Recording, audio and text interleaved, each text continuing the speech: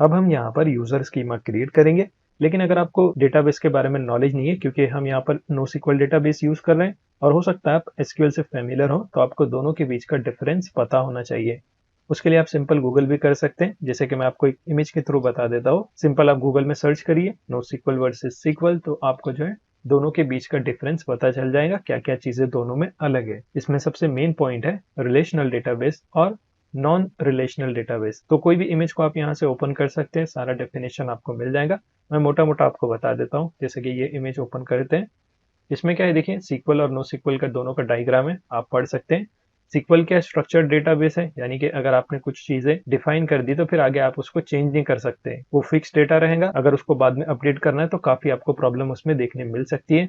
और ये strict data होता है, यानी कि इसका टाइप आपको डिफाइन करना पड़ता है कि कौन से ऑब्जेक्ट में क्या चीज आप स्टोर करने वाले हैं। जैसे कि मान लीजिए हमारे पास एक फील्ड है नेम की, अब उसके अंदर आपको डिफाइन करना पड़ेगा कौन सी चीजें आप उसमें एक्सपेक्ट करेंगे, जैसे कि स्ट्रिंग चाहिए या फिर उसके अंदर नंबर चाहिए या फिर बुलियन चाहिए, तो हमको सीक्वल में पहले से उसको डिफाइन करना पड़ता है, जबकि हम नो एसक्यूएल डेटाबेस में उसको चेंज कर सकते हैं। तो ये एक बेसिक फर्क है। और फिर नो रिलेशनशिप का मतलब क्या है, ऐसा नहीं है कि आप नो सीक्वल डेटाबेस में रिलेशनशिप बिल्ड नहीं कर सकते। रिलेशनशिप का मतलब क्या है कि इसमें हम एक टेबल से दूसरे टेबल में, मान लीजिए हमारे पास एक एप्लीकेशन है ब्लॉग की, अब उसके अंदर हमारे पास दो टेबल है। अभी मैं सीक्वल का एग्जांपल दे रहा हूँ, उसमें हमारे पास दो टेबल है, एक टेबल में यूजर है और सेकंड वाले में पोस्ट है। अब यूजर के कौन से पोस्ट है, तो उसको हम क्या कर सकते हैं, यहाँ पर लिंक कर सकते हैं, तो उसे हम कहते हैं रिलेशनल डेटाबेस। इन दोनों को हम क्या करते हैं, टेबल को एक दूसरे से लिंक कर देते हैं की मदद से। और नो सीक्वल में क्या है, देखिए नो सीक्वल में हमारे पास टेबल का कंसेप्ट नहीं है, डायरेक्ट हमारे पास जेसन ऑब्जेक्ट होता है। उसमें हम क्या करेंगे, फिर mongoose पैकेज का इस्तेमाल करते हैं और उसकी मदद से रिलेशनशिप बिल्ड करते हैं, जो कि हम बाद में भी देखेंगे। लेकिन आपको बेसिक समझ में आ गया होगा, सीक्वल डेटाबेस टोटली अलग होता है और NoSQL database totally different है। दोनों का अपना अपना वर्किंग है। और ज्यादा डिटेल में आप जो है यहाँ पे देख सकते हैं, इमेज को एक्सप्लोर करिए या फिर ऑल पर क्लिक करके यहाँ से आप कंप्लीट इसका डिफ्रेंसिएशन देख सकते हैं। मेक श्योर इसको जरूर चेकआउट करें।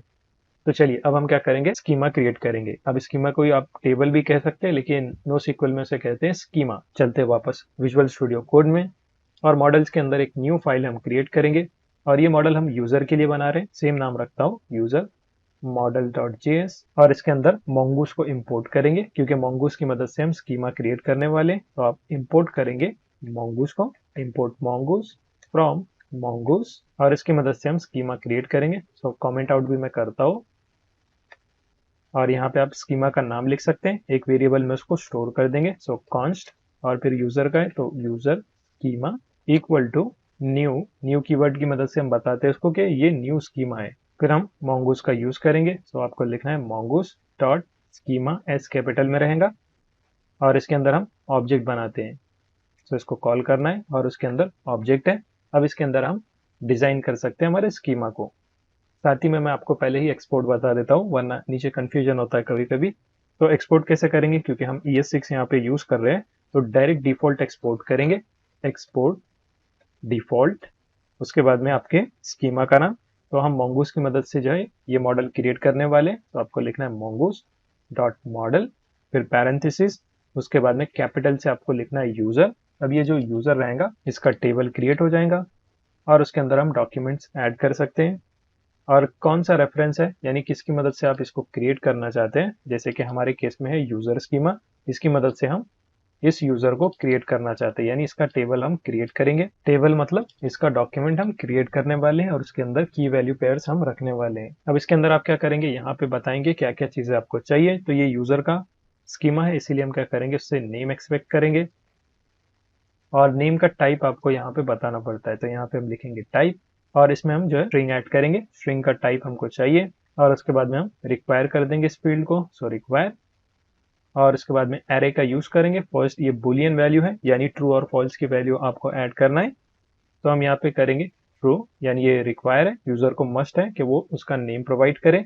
उसके बाद में एरर मैसेज आप ऐड कर सकते हैं इसी के साथ में। तो यहाँ पे हम लिख लेंगे नेम इज रिक्वायर, उसके बाद में यहाँ पर ईमेल ऐड कर देंगे। सो यहाँ पे आपको लिखना है ईमेल, इसका भी टाइप आप असाइन कर सकते हैं, सेम हम स्ट्रिंग रखेंगे इसका भी टाइप, और इसको भी रिक्वायर कर देंगे, इसको करना है ट्रू। उसके बाद में एरर मैसेज यहाँ पे हम ऐड कर देंगे ईमेल इज रिक्वायर, और इसमें एक और प्रॉपर्टी हम ऐड करेंगे यूनिक की। सो यूनिक क्या करेगा, क्योंकि ईमेल हमको सिर्फ एक ही चाहिए, एक ईमेल से एक ही यूजर अकाउंट हम क्रिएट करेंगे, इसलिए हम यूनिक को ट्रू कर देंगे।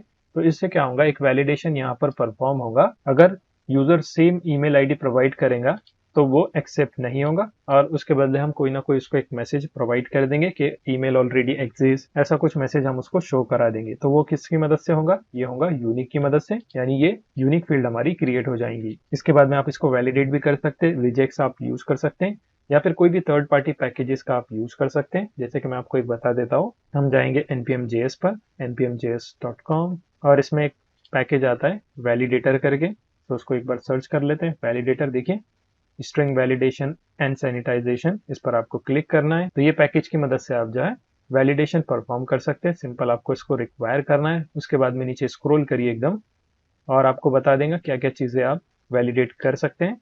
तो हम सिर्फ ईमेल के लिए करेंगे, और यहाँ से आप ईमेल के लिए सर्च कर सकते हैं। नीचे स्क्रॉल करिए थोड़ा सा, तो देखिए यहाँ पे आपको मिल जाएगा इस ईमेल का फंक्शन, और उसके अंदर जो है वैलिडेशन ये परफॉर्म कर देगा। इतना सारा वैलिडेशन आपको इसमें देखने मिल सकता है। तो इस पैकेज का हम यूज करेंगे, तो आपको क्या करना है, इसको कॉपी करना है और हम इसको इंस्टॉल कर लेंगे। तो इंटीग्रेटेड टर्मिनल का यूज करेंगे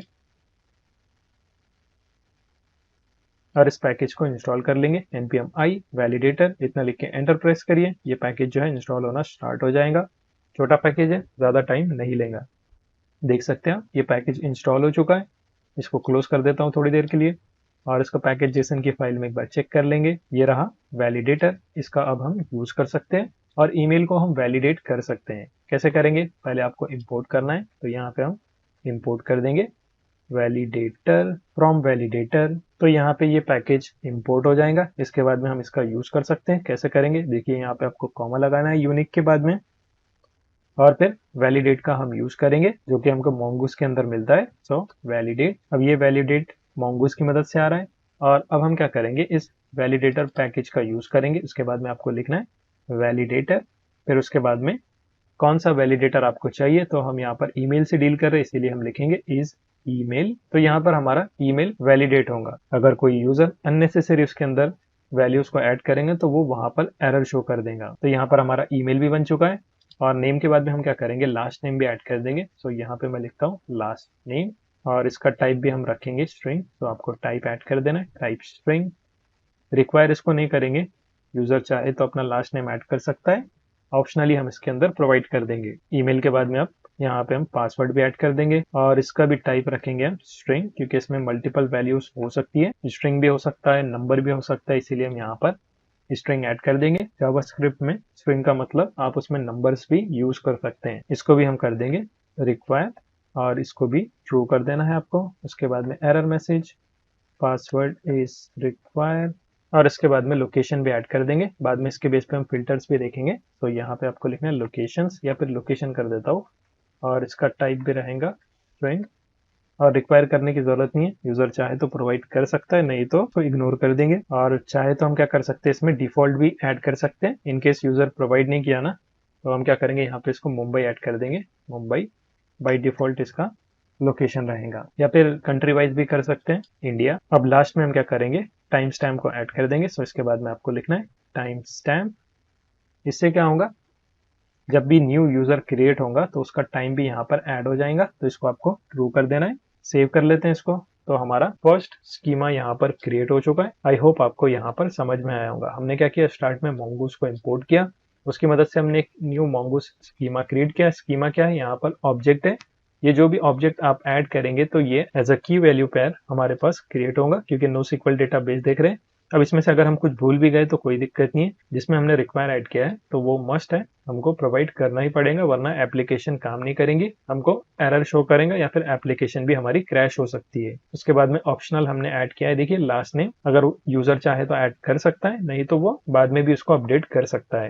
साथ ही में लोकेशन है, लोकेशन भी स्ट्रिंग है, यूजर चाहे तो स्टार्ट में ऐड कर सकता है, या फिर डिफॉल्ट हमने इसमें ऐड कर दिया इंडिया। अगर यूजर ने कुछ भी प्रोवाइड नहीं किया तो इंडिया बाय डिफॉल्ट सेलेक्ट हो जाएगा। और लास्ट में है टाइम स्टैम्प। तो इससे क्या होगा, जब भी एप्लीकेशन में न्यू यूजर क्रिएट होगा तो उसकी डेट हमारे पास रहेंगी टाइम के साथ में। इनकेस अगर हमको कुछ सॉर्टिंग फिल्टरिंग देखना है तो हम इसके बेस पे भी देख सकते हैं। और लास्ट में हमने इसको एक्सपोर्ट किया हुआ है। अब ये जो यूजर है तो बाय डिफॉल्ट ये हो जाएगा यूजर्स, एस ऑटोमेटिकली जो है MongoDB अपनी तरफ से लगा लेता है। मेक श्योर इसको कैपिटल में लिखें, बाय डिफॉल्ट डेटाबेस में तो ये लोअर केस में हो जाएगा। अब ये जो लिखेंगे ना आप, ये बहुत इंपॉर्टेंट है। इसके बेस पे हम रिलेशनशिप मेंटेन करेंगे। कैसे करेंगे बाद में देखेंगे, जब हम जॉब्स क्रिएट करेंगे ना उसके साथ में हम क्या करेंगे, रिलेशनशिप भी देखेंगे। सो अभी फिलहाल तो आपको समझ में आ गया, हमने यहाँ पर स्कीमा क्रिएट कर लिया है। अब नेक्स्ट हम क्या करेंगे, इसकी मदद से न्यू यूजर क्रिएट करेंगे। साथ ही में हमने एक वैलिडेटर का पैकेज भी इसमें ऐड किया हुआ है। सो वैलिडेशन हमारा सही से काम करेगा, इसको भी हम टेस्ट कर लेंगे। जैसे हमारा राउट और एपीआई कंट्रोलर क्रिएट हो जाएगा ना, उसको टेस्ट करेंगे, तो साथ ही में इस ईमेल को भी टेस्ट कर लेंगे। अब आप चाहे तो इस वैलिडेटर को और एक्सपेंड करके चेक कर सकते हैं क्या क्या चीजें है इसके अंदर। और अगर आपको इस नेम पे या पासवर्ड पे, लोकेशन पे कुछ और वैलिडेशन परफॉर्म करना है इसकी मदद से, तो आप कर सकते हैं। मेक श्योर इसको जरूर देखें, इसके अंदर काफी सारे हमको मेथड्स मिलते हैं। आप इसका डॉक्यूमेंटेशन उसके लिए चेक कर सकते हैं, काफी ज्यादा इसमें आपको फंक्शंस मिलेंगे, देख सकते हैं आप, बहुत ज्यादा है।